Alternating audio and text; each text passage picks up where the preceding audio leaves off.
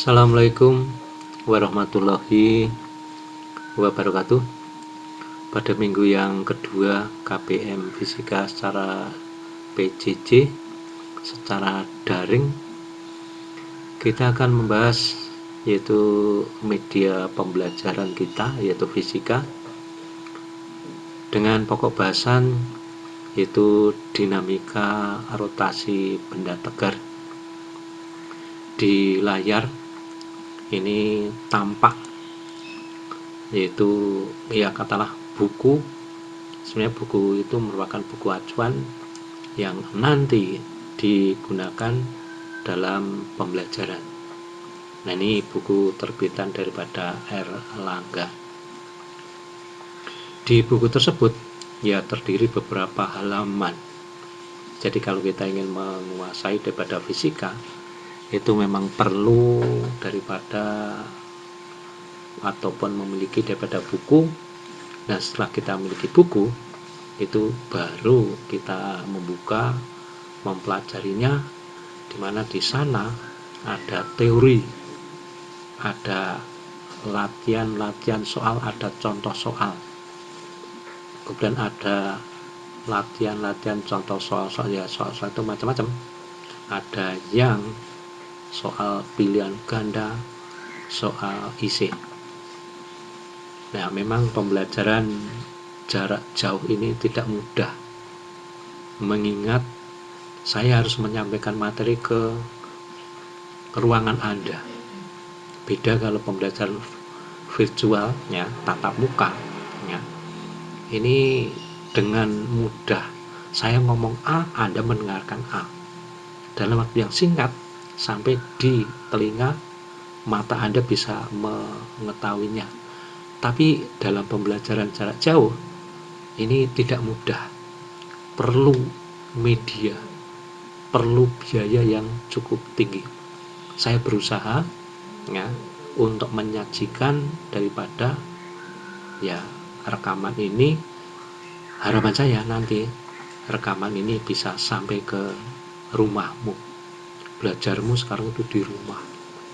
Saya tidak tahu apakah ada yang menyimak, ada yang memperhatikan. Tapi kalau konsekuen sebagai Anda sebagai pelajar, tentunya jamnya fisika, tentunya juga Anda belajar fisika. Oke, saya akan mengawal dalam pembelajaran ini. Semoga aja apa yang saya tampilkan nanti, apa yang akan saya sampaikan itu bisa Anda tangkap dengan baik, bisa dimengerti, sehingga transfer knowledge dari saya ke Anda itu bisa sampai ataupun bisa dipahami. Baiklah anak-anak, slide yang tampak saat ini ini bab 1 keseimbangan dan dinamika benda tegar. Ini ada suatu benda 1, ada benda yang 2, dan seterusnya. Tentunya kondisi benda kalau diam itu berarti jumlah ataupun resultan gayanya itu sama dengan 0. Ini gambaran-gambaran benda-benda yang ada di bumi ini, yang ada di sekitar kita itu cukup banyak di sekitarmu, di kamarmu ada meja, ada almari kondisinya diam, tidak bergerak, tidak bergeser. Waktu Anda di kelas 10 pernah belajar ataupun memahami yaitu hukum Newton hukum Newton 1, hukum Newton 2, hukum Newton 3. Kalau hukum Newton 1 yaitu resultan ataupun jumlah gaya itu sama dengan 0. Resultan gaya sama dengan 0. Nah, kalau meja yang ada di depan itu kondisinya diam di situ ada gaya yang ke bawah dan gaya yang ke atas. Nah, ini sudah Anda pahami. Kemudian hukum Newton yang kedua kalau ditulis yaitu sigma gaya sama dengan F ataupun sigma F itu sama dengan M massa dikalikan dengan A percepatan. Ya, berkaitan dengan percepatan, kecepatan. Ya, ini saya kira sudah tidak asing lagi bagi pelajar SMA ya, sekelas 2 Anda ini ya. Anda sudah naik ke kelas 11 ataupun kelas 2. Oke, di tayangan berikutnya yang berjudul itu diawali dengan dinamika rotasi. Saya menyajikan yaitu gambar ya. Ada gambar benda ini yang kotakan ini berada di bidang miring. Ya, benda ini terhubung dengan tali dan talinya terhubung lagi dengan katrol. Ya, posisi benda berada dalam bidang miring. Bidangnya di sini ada tulisan kasar. Ya, ini nanti kaitan dengan gaya-gaya yang ada di sana. Ya, tentunya Anda untuk mengerjakan soal ini mungkin nanti di soal ditanyakan berapa percepatannya, berapa gaya geseknya, berapa tegangan talinya. Dan untuk menjawab dan bisa mengerjakan ini tentunya harus bisa memahami ya, gaya-gaya yang bekerja pada benda tersebut ya. Ini yang gaya ke arah ke bawah ya. Sayang saya belum memiliki pen tablet sehingga saya belum bisa menuliskan, menggambarkan yang ada di gambar ini. Saya tunjuk dengan menggunakan mouse ya. Jadi untuk memahami ini ya kita perlu tahu yaitu gaya yang bekerja pada benda tersebut ya. Tentunya gaya gesek waktu di kelas 10 ini ada gaya gesek statis, ada gaya gesek kinetis ya, mu ya, ingat ya, mu s ya, mu s. Kemudian gambar yang ada di sebelah kanan ya, ini ada katrol ya, dimana katrol juga terhubung dengan tali ya. Katrol itu saya kira sudah tidak asing lagi, apalagi yang di pedesaan yang menggunakan air sumur itu untuk mengambil airnya itu dengan menggunakan katrol ataupun kerekan timba ya. Timbo kalau di daerah wetan, tapi kalau daerah kebumen ya timba ya. Ini bisa dihubungkan dengan tali, talinya dihubungkan lagi dengan ember. Nah, ini ya tujuan utama sebenarnya untuk mengambil dari bawah ke atas, karena permukaan dari katrol dengan sampai di air yang ada di sumur itu dalamnya mungkin ya ada yang 5 meter, ada yang 6 meter, ada yang kadang 30 meter ya. Jadi air sumur di permukaan bumi yang dari satu tempat ke tempat dan tempat yang lain itu tidak sama. Tapi orang memanfaatkan itu katrol supaya air itu bisa terambil, bisa dipindahkan. Ya, tentunya dimanfaatkan saya kira sudah tidak asing lagi bagi Anda, yaitu untuk penggunaan daripada air. Anda dalam keseharian mungkin memerlukan air bisa puluhan daripada liter untuk kebutuhan diri Anda. Nah, tadi yang kaitan dengan result gaya yang membuat benda itu dapat bergerak secara translasi. Jadi bergerak secara translasi, bisa katrol ini tadi bisa bergerak ke atas.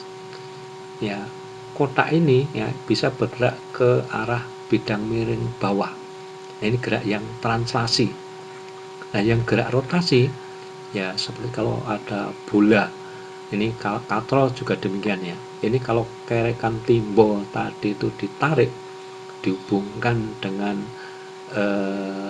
ditarik, kalau ditarik berarti diberikan suatu gaya, sehingga kalau gayanya itu lebih besar daripada yang menarik tadi, sehingga nanti air timbolnya ya, embernya itu bisa naik. Nah, ini yang diterapkan dalam kehidupan sehari-hari. Kemudian berputar dapat suatu poros adalah as ya. Poros adalah as itu ya mungkin di motor ataupun roda motor, roda mobil ya, roda sepeda ya, di situ ada bagian yang namanya as ataupun sumbu ya. Nah, ini sumbunya berada di tengah-tengah.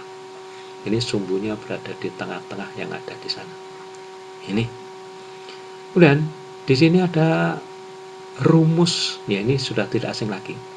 Sewaktu kalian mempelajari hukum Newton 2, nah ini yang sigma gaya, jumlah gaya sama dengan M kalikan A.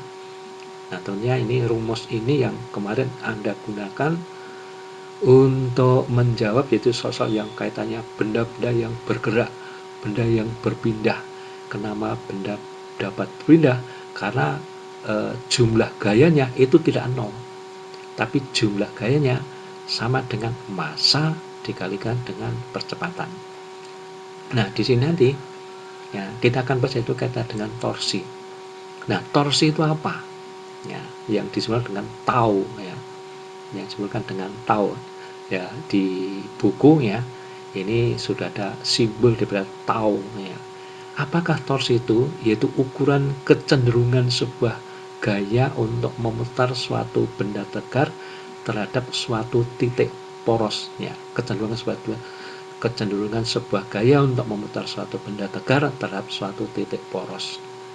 Ya titik porosnya ya ini ya, di motor mobil itu juga ada as ataupun titik porosnya. Nah ini torsi. Nah nanti kita akan membahas, yaitu mungkin di sekitarmu itu ada pintu. Nah pintu, Anda bisa membuka pintu. Nah, pintu kan ada eselnya ya, sehingga kalau Anda membuka daun pintu ya, handle-nya pintu ya, berarti Anda mendorong ataupun menarik ya. Pintu yang ada di kulkas, pintu yang ada di mobil ya, pintu yang ada di kamarmu ya. Coba perhatikan ya, pintu yang ada di kamarmu, handle ya dan asnya itu sangat-sangat jauh ya, tidak dekat ya. Demikian juga ya, waktu Anda membuka daripada pintu, Anda memberikan gaya ke pintu tadi itu di bagian handle-nya, tidak di memberikan gaya itu tidak di bagian yang dekat dengan as. Karena apa? Karena kalau Anda mendorongnya yang di dekat as, harus Anda memberikan gaya yang sangat besar sehingga pintu baru keluar, baru bisa terbuka atau tertutup. Tapi ya, kalau Anda membukanya ya dengan mendorong di bagian handle-nya dengan dorongan sedikit ya, dorongan sedikit berarti diberikan suatu gaya. Nah ini pintu akan terbuka. Nah nanti itu gaya-gaya yang bekerja pada benda tersebut nanti yang akan dipelajari. Berikutnya torsi dan momen inersia. Nah di sini ada gambar. Saya kira Anda sudah tidak asing lagi gambar ini, yaitu kunci Inggris. Ya, ada yang mengatakan kunci badut. Ya, ini berkaitan ataupun kalau orang akan mengencangkan ya, mengencangkan daripada kunci skrupnya ini dengan alat, yaitu apa, kunci ya, mungkin di bengkel ya, mungkin di rumah masih ada itu, mungkin kunci pas ya, kunci Inggris ya, itu untuk mengencangkan, mendorkan ya, nyopot ban, ganti ban ya. Nah ini di sana ada, yaitu bautnya, ada skrupnya. Nah di sini ya, gambar yang A ya, ini antara katalah bautnya tadi yang ada di saya tunjuk ini adalah asnya. Nah orang kalau akan memutar dari batu untuk mengendorkan, mengencangkan, biasanya memberikan gaya itu berada di ujungnya daripada kunci, ya kan? Jarang kan orang mengencangkan skrup kan, memutarnya gaya yang diberikan itu di dekat asnya, mesti di bagian ujung ini. Ya, jadi ini gambaran A, gambar B, ya, gambar yaitu yang C tadi, gambar yang C tadi A. Nah ini ya, bisa juga kita memberikan gayanya itu tidak, nah, memberikan gayanya itu tidak di ujungnya, tapi mungkin berada di tengah-tengah.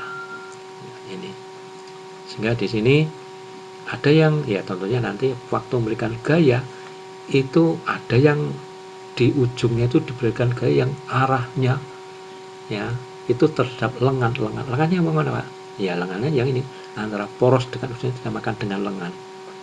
Ya, manakala ya kita memberikan gaya kok di ujungnya dan arah daripada gayanya kok searah ya dengan lengan, berapa torsi yang kita dapat? Ya kan nol. Kondisi skrup itu tidak akan berputar ya. Tapi kalau kita memberikan gayanya dengan arah membentuk sudut ya, tentunya untuk membentuk sudut, apakah gayanya itu membentuk sudut 90 derajat terhadap lengan, apakah mungkin 60 derajat ya terhadap lengan tadi L-nya ya. Tentunya di nanti berapa besarnya gaya, apakah lebih besar ataupun lebih kecil ya. Nah ini akan menyebabkan berapa itu torsinya, sehingga berapa torsinya ya, karena lengannya sendiri ya, karena torsi itu gaya dikalikan dengan lengan. Tapi kita harus tahu dulu yaitu berapa lengannya, manakala di sini diberikan karena kalau antara gaya dan lengan itu 90 derajat ya lengannya ya sama dengan L itu sendiri. Tapi kalau lengannya itu membentuk sudut itu dengan persamaan itu R sin ya. Nah, sehingga lengannya adalah R sin ini.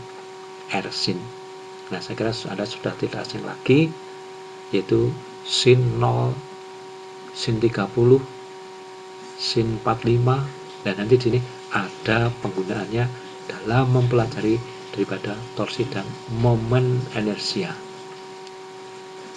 Yang di sebelah kanan juga demikian ya. Jadi gayanya itu bisa mungkin membentuk sudutnya. Ini yang saya tunjuk ini. Mungkin gayanya adalah seperti ini ya. Tentunya dengan adanya gaya itu menyebabkan skrup ya. Skrup itu cenderung berputar. Nah, kalau diberikan gaya seperti ini, tentunya skrup akan cenderung berputar bagaimana? Yaitu searah jarum jam.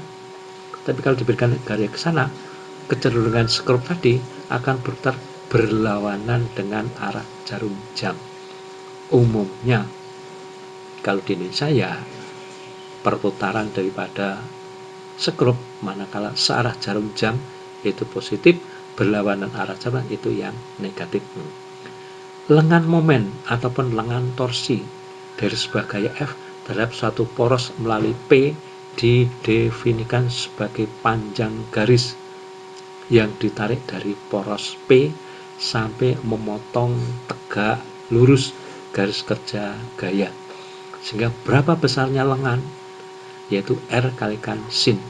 Dan nanti torsi ataupun tau itu rumusnya adalah gaya dikalikan dengan L ini. Manakala gaya dengan L-nya itu ataupun membentuk sudut 90 derajat ya, sehingga ya gaya dikalikan dengan L. Nah, tapi kalau bentuknya membentuk sudut misalnya 45 derajat, sudut 60 derajat ya terhadap sumbu X ya, nanti gaya adalah F dikalikan dengan L.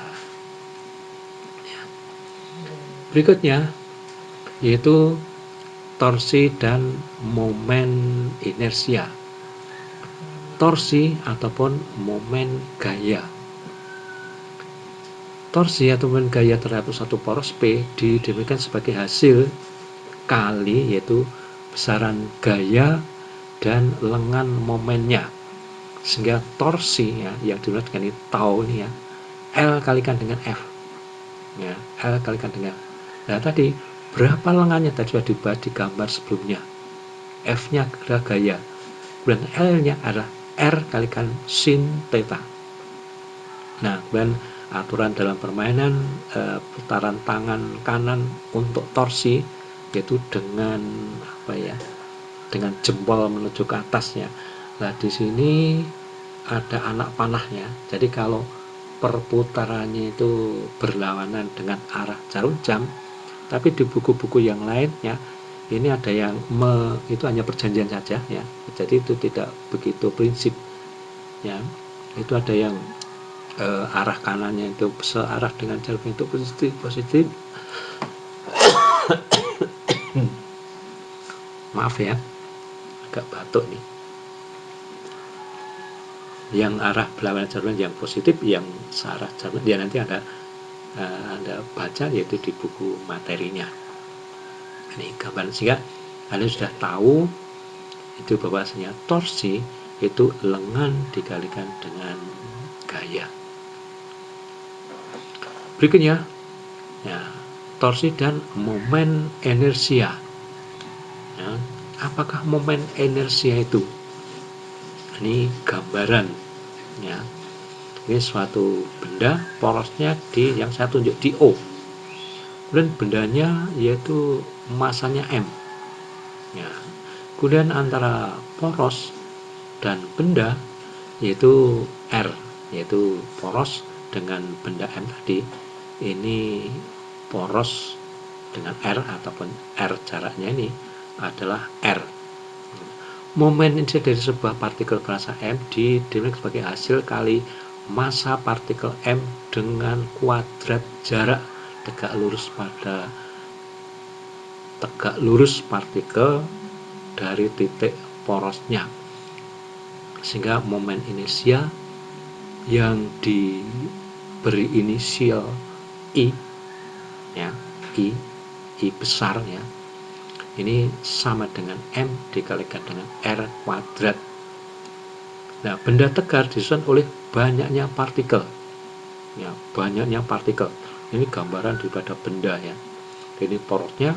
Kalau benda itu ya yang pinggirnya, nah, tentunya Anda harus tahu, yaitu benda itu tersusun daripada beberapa partikel-partikel. Ada benda padat, benda cair, benda gas. Nah, kalau benda padatnya, ikatan ataupun partikel tersusun daripada beberapa, ikatannya sangat kuat, sehingga untuk benda padat kan susah untuk dipisahkan itu partikel-partikelnya. Lain dengan air, ya, air itu tersusun dengan partikel-partikel yang kurang kuat ikatannya, sehingga kalau Anda mengambil airnya dengan mudahnya, ya, menciduknya dengan gayung, ya, itu untuk disiramkan, ya, itu air tadi terdiri pada beberapa kali, tapi gampang sekali untuk dipisahkan. Apalagi benda gasnya, itu partikel-partikelnya ikatannya tidak kuat. Ya, saya tidak akan melebar ke sana. Di sini, ya, gambar daripada suatu benda berupa kerucut, ya, berupa kerucutnya ini. Nah, sini porosnya, diambil gambar porosnya. Nah, ini jarak, ya, partikel yang ada di sini, ya, terhadap benda yaitu R1. Ya, ini dengan sana yaitu R2 dan seterusnya.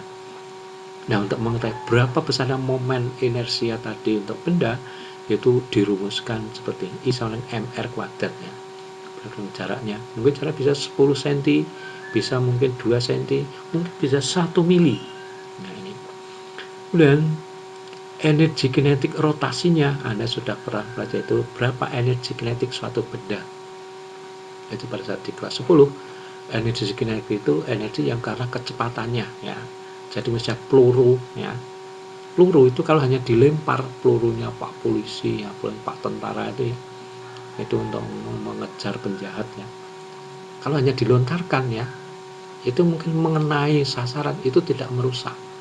Mungkin mengenai tembok, mungkin mengenai daripada kaca, ya. Ini mungkin peluru tidak akan merusak. Karena kecepatan daripada peluru itu kecil. Tapi kalau ditembakkan dengan senjata tadi, kecepatan pelurunya, ya, maksud saya ini V-nya, ya. V-nya itu ini lebih besar, sehingga energi kinetiknya, nah, di gerak daripada transaksi tadi, energi kinetik daripada peluru tadi yaitu setengah mv kuadrat. Nah, kalau dirotasi, yaitu energi kinetik rotasinya yaitu setengah mr kuadrat kalikan dengan omega r kuadrat, ya.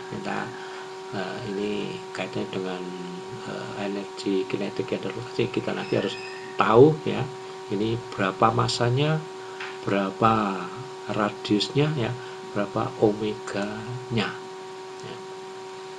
Ya, begitu. Mungkin ada bosan? Saya kira enggak ya. Kita baru berapa ya? 12 menit lah ya. Nah, ini ada contoh soal. Ya, contoh soal. Nanti soal yang lainnya masih banyak lagi ya. Jadi nanti akan saya kirim. Mungkin filenya ya. Mungkin filenya ya, mungkin dengan teorinya memang lebih baik memang ya, memang untuk mempelajari fisika itu tidak hanya teori saja, tidak hanya rumus hafal ataupun hafal rumusnya. Kadang kita sudah tahu rumusnya, itu dalam menerapkan rumus itu kita tidak pas. Anda mengalami di kelas 10 banyak latihan-latihannya. Nah, ini saya tunjukkan yaitu waktu Anda di kelas 10 ya. Ini mungkin sudah di buku Anda ya. Ya, di sana ada yaitu buku yang Anda gunakan ya. Ya, di sana ada teorinya, ada latihan soalnya, ada contoh soalnya. Di sana ada ya, harapkan waktu itu ya Anda membahasnya, mencobanya soal-soal yang disajikan oleh yang ada di buku tersebut. Ya, harapan ya untuk belajar informatika itu tidak mudah ya, memang perlu kerja keras ya. Anda yakin nilaimu kemarin itu bagus ya, nilai yang bagus ya, apakah nilaimu itu dari diri Anda sendiri? Mungkin yang tahu hanya Anda sendiri. Saya melihat kayaknya ada yang nilai itu 90 dan seterusnya ya, 90 nilainya cukup baik ya. Ya, moga-moga itu hasil keras daripada Anda. Oke. Di sini ada contoh daripada soal yang kaitan dengan dinamika rotasi. Seorang ahli mesin sedang mendesain suatu bagian mesin yang terdiri atas 3 penyambungan yang dihubungkan oleh 3 penumpang ringan. Ya, lihat gambar-gambarnya ada di sini ya. Ketiga penyambung dapat dianggap sebagai partikel yang dihubungkan oleh batang-batang ringan. Maksud batang ringan antara A dengan B ya. Ini ya R-nya setengah meter. Kemudian B dengan C ya, ini 0,3 meter. Dan A dengan C tidak diketahui. Kemudian masanya A ya diketahui yaitu 0,30 kg. Masanya B diketahui yaitu 0,10 kg ya, dan masanya C 0,2 gram. Dari soal tersebut diminta untuk menghitung yaitu A, berapakah momen inersia bagian mesin itu terhadap poros melalui A. Kemudian yang B, berapakah momen inersia terhadap poros yang bertepatan dengan batang B dan C. Nah, di sini kita tunjuk gambar ya. Ya, gambar. Untuk pertanyaan yang A ya, kita menghitung momen inersia. Ya, momen inersia. Momen inersia ya, I sama dengan M dikalikan dengan R. Ya, I dikalikan dengan R. Jadi porosnya melalui poros di A. Kemudian partikel A terletak di poros ya, sehingga jarak partikel terhadap poros A sama dengan 0 ya, karena poros dengan benda A tadi yaitu 1 titik ya, dengan 1 titik tadi ya, dibandingkan ya jaraknya ya 0 ya. Kemudian menghitung apa itu berapa jarak A sampai C ya. Di sini antara A dan B ya, antara apa itu batang ini ya, batang ini ya, kemudian batang yang tegak lurusnya ini membentuk sudutnya. Dengan kita bisa mengetahui yaitu berapa jarak dari AC ini di Pythagoras, yaitu AB kuadrat sama dengan AC kuadrat ditambah dengan BC kuadrat. Sehingga di situ besarnya daripada AC ya kuadrat adalah AB kuadrat dikurangi dengan BC kuadrat.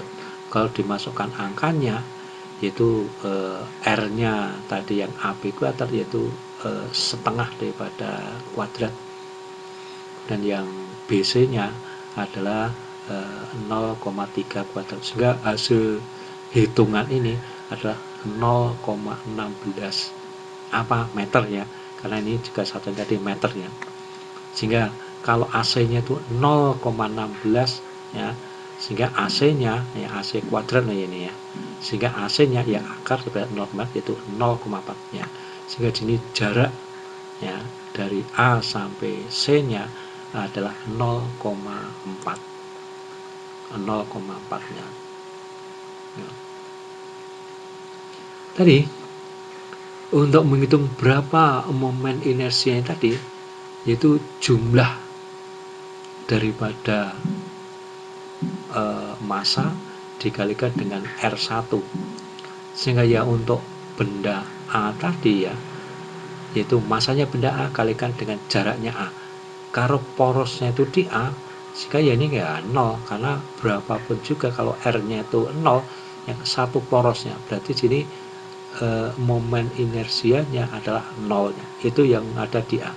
Untuk yang B, nah benda B tadi terhadap porosnya yang A ya, ini jaraknya yaitu RB R kuadrat ya, saya ulangi, yaitu R terhadap A, porosnya di A tadi adalah R kuadrat, sehingga yang masanya benda B itu setengah 0,1 kg dikalikan dengan 0,5 kuadrat dan seterusnya, sehingga ini adalah 0,57 kg meter kuadrat. Dan penjelasan yang ada pada soal B adalah partikel B dan C itu terletak pada poros B ya, sehingga molekulnya yang dihasilkan keduanya sama dengan 0. Jadi hanya partikel A yang menghasilkan molekul terhadap poros BC, karena RA sama dengan AC, yaitu jaraknya tadi adalah 0,4, sehingga berapa besarnya total torsinya, yaitu sigma daripada masanya benda dikalikan dengan R, sehingga ya masanya benda A dikalikan, sehingga besarnya adalah 0,048. Saya kira itu dulu ya, Anda mencoba ya, nanti latihannya akan saya kirimkan berikut ini, tapi Anda pahami dulu, renungkan ya, sementara saya break dulu, Anda mencoba untuk memahaminya, merenungkannya. Itulah dalam pembelajaran fisika ya, ini saya harus menyampaikan ya, saya belum punya alat yang namanya pen tablet ya, entah itu Bapak Ibu guru yang lain sudah pakai pen, sehingga saya belum bisa menunjuk, bisa mencoret-coret yang ada di tampilan ini ya.